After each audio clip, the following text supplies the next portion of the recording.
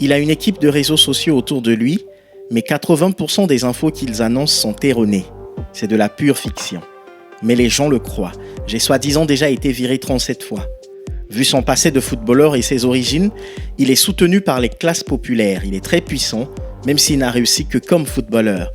Dans les autres domaines, il a échoué, comme entraîneur, comme entrepreneur et visiblement comme dirigeant quand je vois sa façon de faire à la FECAFOOT.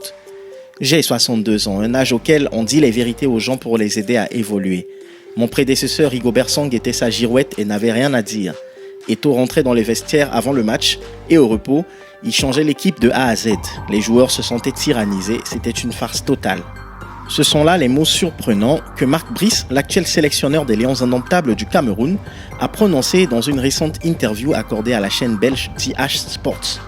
Des mots surprenants parce que depuis les excuses publiques que Samuel Eto'o, le président de la Fédération camerounaise de foot, la FECAFOOT, lui avait faites en mai dernier, juste après une altercation qui avait fait couler beaucoup d'encre, tous croyaient que la hache de guerre était définitivement enterrée par les deux hommes.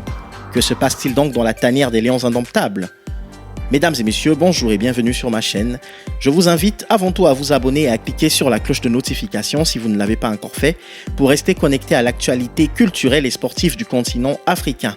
Le 28 mai 2024, la grande toile était secouée par une vidéo prise au sein des locaux de la FECAFOOT montrant le président Samuel Eto'o en furie juste avant une réunion de travail et il avait ordonné que l'on expulse M. Tolo, le représentant du ministère des Sports du Cameroun, qui était sur les lieux et qui demandait visiblement que la réunion soit suspendue. L'ancienne star de Barcelone et de l'Inter Milan expliquait dans la vidéo qu'il ne tolérerait pas que quiconque vienne lui manquer de respect sur son lieu de travail. Et vous ne le faites pas, monsieur Tolo. C'est la dernière fois. Je vous interdis de lever le temps. C'est la dernière fois. Monsieur Tolo, appelez-moi la sécurité, vous le mettez dehors. C'est la dernière fois, vous avez compris. Marc Brice, sélectionneur belge fraîchement recruté pour diriger l'équipe des Lions indomptables et témoin de cette scène, avait alors décidé de se soustraire à la réunion de travail. Un comportement pour lequel Eto'o lui avait promis qu'il risquait de perdre son poste. Et je vous prie, monsieur le sélectionneur, soit vous restez, soit ne me touchez pas comme ça, monsieur le sélectionneur. Je suis président. Pourquoi tu parles comme ça? Non, je suis président, monsieur le sélectionneur. Si vous voulez je travailler suis avec nous... entraîneur ici, alors Non, ça, c'est rien vous à êtes faire. entraîneur parce que je vous ai nommé. Vous n'êtes pas entraîneur parce que quelqu'un d'autre vous a nommé. Vous avez fait beaucoup de manquements. Et je vous prie de rester dans cette réunion. Parce que si vous ne restez pas, je suis obligé d'interroger mon comité exécutif, comme la loi me le demande. Mais quelques jours après cette lourde tempête médiatique, Eto'o, qui avait décidé de nommer un nouveau staff, est finalement revenu à de meilleurs sentiments et il s'est même publiquement excusé auprès de Brice, lui rappelant qu'il le soutiendrait dans sa mission de sélectionneur.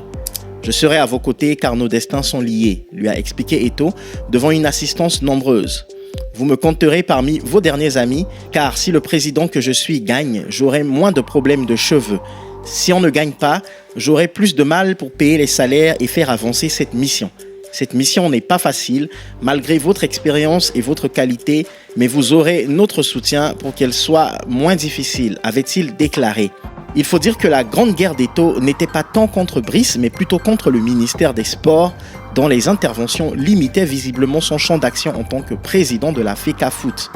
En juin dernier, par exemple, alors que l'équipe nationale devait se réunir pour affronter le Cap-Vert, les joueurs ont été accueillis à l'hôtel Hilton de Yaoundé par deux staffs différents, l'un formé par le ministère des Sports, l'autre par la FECAFOOT de Samuel Eto'o. La sortie de Marc Brice dans ce contexte va-t-elle donc arranger les choses ? Était-ce pour lui une bonne idée d'attaquer Samuel Eto'o dont il déclare lui-même « il est très puissant ». Rigobert Song, victime collatérale de cette sortie médiatique, n'a pas tardé à répondre. Il s'est exprimé sur les réseaux. Monsieur Brice est effectivement à un âge où la mesure et la retenue dont les prises de parole s'imposent en droite ligne des valeurs véhiculées par notre sport. Point n'est besoin de recourir à l'outrage et user des propos désobligeants, surtout vis-à-vis de personnes qu'on ne connaît pas, pour des choses qui nous sont étrangères et qu'on n'a pas vécues. Avec les réactions attendues des uns et des autres leaders de la Fédération de foot et du ministère des Sports, Marc Brice a certainement déclenché un feuilleton médiatique qui s'annonce très vibrant.